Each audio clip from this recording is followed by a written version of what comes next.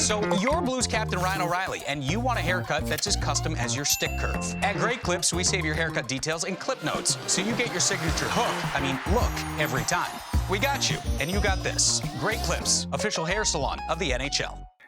All right, folks, we have got a treat for you here today because not only if you're watching on video do you get to see the beautiful beaches of Tofino, but we get to hear the dulcet tones of Ray Ferraro one last time here for the hockey season. And he joins us here on Sekeres and Price. Ray, how are you? I'm good. It's if people have been to Tofino, which I'm sure many of the listeners have, pretty hard to not be well here. I mean, what an amazing place. And I'm terrible in the water. I do not surf. I boogie board such as it is. And man, I just love it. We love it here. It's awesome. It is. It's heaven. It's heaven. Personal business. Congratulations. You've accomplished a lot of things in the last few years. You've become a grandpa a couple of times, and now marrying off the kids again. Congratulations to Landon and his bride. That's a lot of fun. It has been. It's been really cool, and so we have the grandkids. We didn't. Landon and Emily had the grandkids as the ring bearer and the flower girl, and watching. Yeah. The son Enzo, he's super serious. He's right on task. Aria's screwing around there the whole time, and we're like, if they don't get through the ceremony quicker, there's going to be no petals on the flowers. She's just pulling them off and flipping them on the ground. Oh, it was awesome. So it's been a good time for our family, and certainly with Cam's job and everything going on. It's lots going on, and but it's been great stuff. Congratulations on that. Not a lot of Canucks news since we last spoke to you, to be honest. I don't think we've officially heard your scouting report on Ilya Mikheyev. Why don't you give us that, because I know you've seen him a lot. Watched him 25 games since a year, basically, since he's come in the NHL when I'm doing the Leaf games. And he will be the fastest skater on the team. Like, there's nobody close. He is powerful, determined, a fantastic forechecker, a terrific penalty killer. If you're looking for give and go plays, probably not the guy. He's a straight ahead, speed, get to the net player. I think if your expectations are in line with what his numbers look like, you're going to be over the moon with him. If you think he's going to become, with maybe some second power play time, a 25 goal scorer, I think you're going to be disappointed. That's just not what he's going to be. But it's really easy to envision the impact he's going to have here. I might be a little rich for what I would have loved to have paid him, but I think that's the same with anybody that gets signed on that day. This year was the 13th, July 1st usually. It's like there are no bargains, and they have no assets to trade at this point. So if you're going to get better, that's how you're going to do it. I think it's unquestionably true that they are a better team after free agency than they were before. Well, let's stick with the theme then, because the other acquisition that day of note was Curtis Lazar, BC guy who seems to understand what he is now at this stage of his career, and their smiles per 60 go through the roof with this player as well. Doesn't seem like he's ever had a bad day. No, you know what, Jeff? It is true. As a person, as a teammate, Curtis is an 11 out of 10. He's like, there's an energy to him all the time. What he has in the tank is what you get all the time. I did the playoff series, Boston and Carolina, and man, Curtis had a really good series. But the key to it is, as you mentioned, knowing what you are and what you're not. And so drafted in the first round, there were some hopes for some bigger numbers with him, but that's not where his game went to.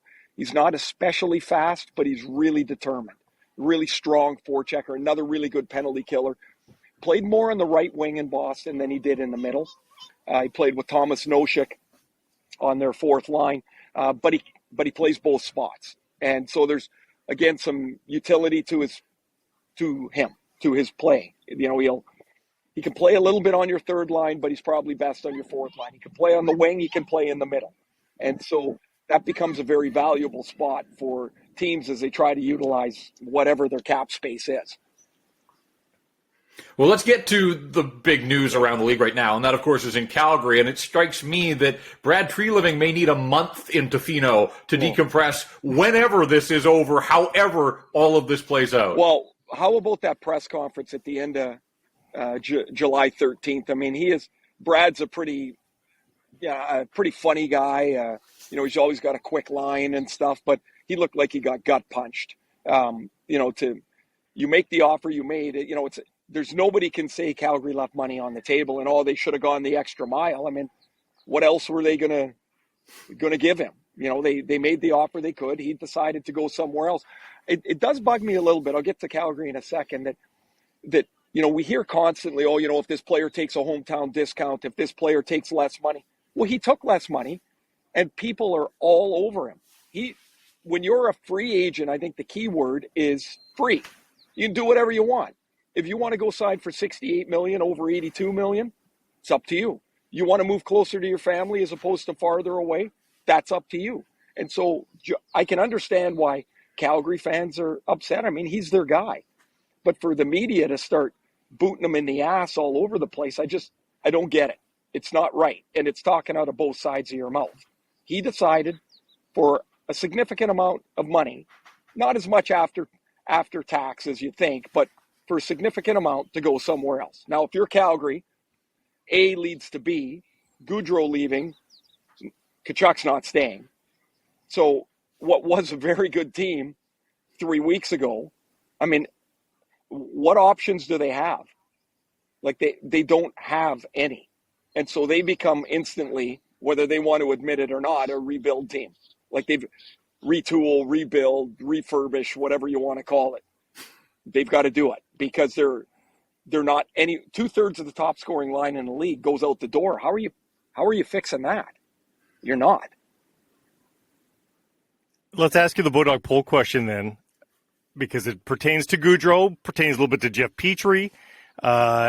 Are Canadian NHL teams at a disadvantage in signing players right now? And it even feels like some Canadian players bristle at it because they know they're under the microscope as well. And yet maybe we're talking about still just a noisy handful on this whole thing. Where are you at? Well, I would say that it's a noisy handful, but unfortunately the noisy handful are oftentimes the best players on the team because they're the ones that have the most sway. If a fourth line guy goes to management and says, "Hey, I don't want to be in Canada anymore," they're like, "Yeah, whatever," and they'll either move him or don't, and they'll just move on to the next guy. When Johnny Gaudreau says that, you've got a franchise-altering moment. I think there are real challenges, and people can say, "Oh, I would welcome the scrutiny," and I would. Well, I played in a couple of places where there was no scrutiny, and that's fine for a while. It's really cool to play where it matters. But if you feel swarmed, if you're not from here, if you've got a chance to impact your decision to move closer to home and to your family, well, I can understand it. I wouldn't say it's a crippling disadvantage, but I think they're starting a little bit behind the start line in some cases. Do you feel like it's financially motivated, that it's politically motivated, because our politics are different than a lot of people south of the border? What do you think is the biggest factor in all of this? Oh, I don't. Or attention motivated, as we sort of discussed. I don't know, Blake, that I could handicap that 1, 2, 3 because I think one leads into the other. I mean, let's face it. The past year or so, we were living under COVID rules that nobody else was living. Other Americans are like, yeah, but I have a different option.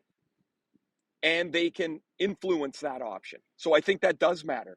I mean, you've got an accountant. He's going to tell you what the difference is financially. Like, I think there are financial motivations. I do think at a certain point that Gaudreau and his agent overplayed their hand a little bit. I think they thought there was going to be more teams that were able to ante up, and they couldn't. And the best option became Columbus. I mean, it obviously wasn't Jersey. He got a bigger offer financially anyway from Jersey. But it's 7 years, and that was as far as they could go as well. So why it was Columbus, he hasn't really said. I mean, he mentioned in his Players Tribune article about moving closer to home, but still, in your gut, you got to go where you want to go. But I think it's all three of those things that you mentioned. I think it's scrutiny. I think it's finance. I think it's politics. Our first chance, as Blake said off the top, to talk to you really since dollars flew in free agency. Curious to get your thoughts on teams like Ottawa and Detroit, who have been bottom feeders for so long, but it looks like some of these moves should help them close the gap. I think so. I guess it's really important, Jeff. Like, you are a bottom feeder. You're rebuilding. People need to be realistic and to understand when you rebuild, it's not 3 years. We throw this out all the time. Oh, they should rebuild. Well, it's 7 to 10 years. And you got to have the stomach for that to be able to do that. Now, Steve Yzerman has lots of runway in Detroit. Pierre Dorion was working under some different circumstances. So your team has to get to a point where you go, you know what? Now's the time to spend the money. And both Detroit and Ottawa are starting to look like they're getting enough pieces in order of those younger guys that you can add expensive toys to it. Now, when I look at the Eastern Conference, though, 8 teams made the playoffs with 100 points last year. Like, who's terrible this year that's going to fall out? No, maybe Washington, but I would say their goaltending is better for sure with Kemper than going back and forth with 2 guys that were .895 last year. Backstrom's not the player. You can make a case for Washington, but I don't know. It's not going to be easy to make that final jump into the playoffs for them. But they got to spend. You've got to use your assets to the point where you can spend the money that you've been accruing in cap space. You talked about Carolina earlier, and you watched them closely in the playoffs, and terrific regular season team, a lot to like about what they've done, but playoff success hasn't really been their thing. They add Brent Burns via trade. They get Max Pacioretty basically given to them by Vegas. What do those additions mean to the Carolina Hurricanes, do you think? Well, a couple of things. One is that they got bigger with both players. I thought their size was an issue in their playoff loss, that they're fast, they're aggressive, they put teams under duress, but they had trouble getting to the inside to create shots. Now, Brett Burns is a shot generation machine, right? He gets to the rink and he's got 3 shots already, and Pacioretty can score. Now, I'm pretty certain Pacioretty didn't think the summer was going to end up with him in Carolina, so there'll be some adjustment there. But that gives them a one-shot score. Everywhere Pacioretty goes, he's been able to score. Other thing with Carolina is they don't generally, with their free agents, commit long-term, long dollars to anybody. So that gives them the mobility to move the roster around. I think they do a terrific job there. Now, maybe they win if Freddie Anderson's able to play. I mean, Ranta wasn't the problem, but maybe Freddie Anderson, who is their number 1 guy, if he's healthy, makes a difference for them. Carolina's a really good team. I would not want to play them in a series because that series could have gone quite simply the other way quite quickly for the Rangers.